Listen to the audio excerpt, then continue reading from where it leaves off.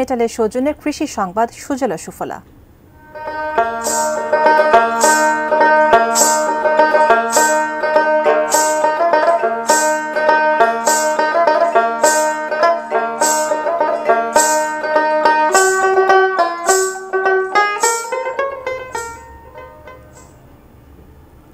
গত কয়েক দশকে দেশের সবজি ভান্ডার হিসেবে সুনাম কুড়িয়েছে যশোর জেলা।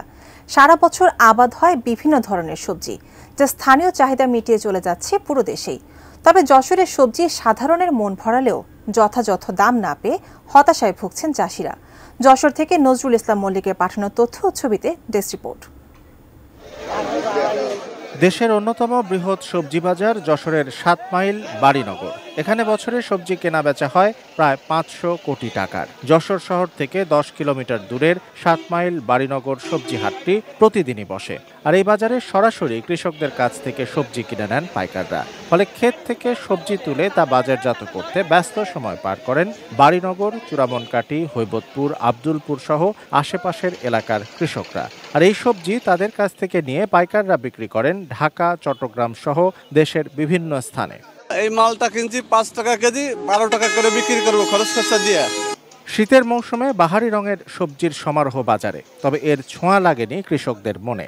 ন্যায্য দাম না পাওয়ার হতাশার কথা জানালেন তারা। খরচ করেছি আমরা ১০ টাকা, কিন্তু আমরা বেচতেছি আমরা ৩ টাকা পিস। ভাই আমাদের যে লস যাচ্ছে ভাই, চাষা একেবারে নিঃস্ব।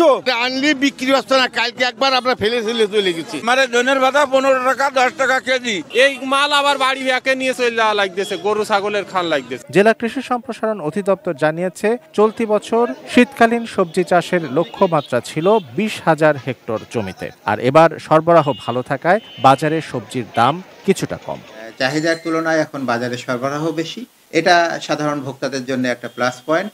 তবে আমরা কৃষকদের যাতে ক্ষতি পুষিয়ে নিতে পারে তার জন্য আমরা বিভিন্ন কলা কৌশল তাদেরকে দিচ্ছি।